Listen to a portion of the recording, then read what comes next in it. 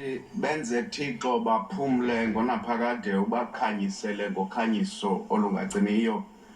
Contrary to popular belief, our soldiers were deployed in the Democratic Republic of Congo to engage in a peace enforcement operation, not a routine peacekeeping mission. A peace enforcement operation, as most of you might already know, ensures that is carried out by heavily armed forces as they have to engage in non-defensive kinds of combat.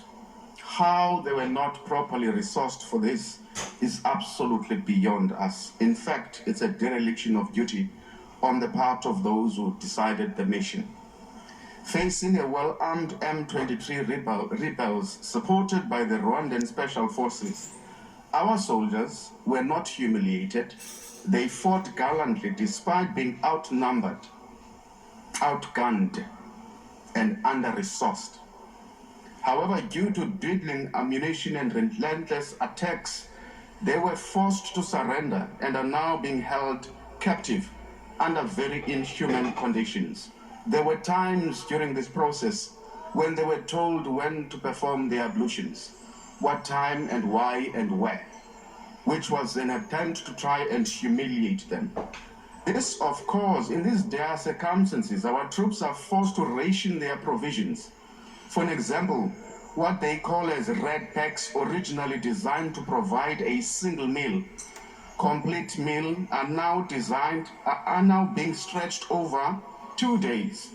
This start measure underscores the chronic shortage of essential supplies, such as food and water. In fact, in some instances, they had to wait for rainwater in order for them to be able to get water and to be able to wash their clothes. We have to attend to these challenges which are faced by SANDF. One of the issues that as soldiers, unlike their counterparts from SADC nations, South African troops do not have to receive direct payments from SADC. Instead, their salaries are funneled through joint operations, a process that has unfortunately invited a lot of corruption.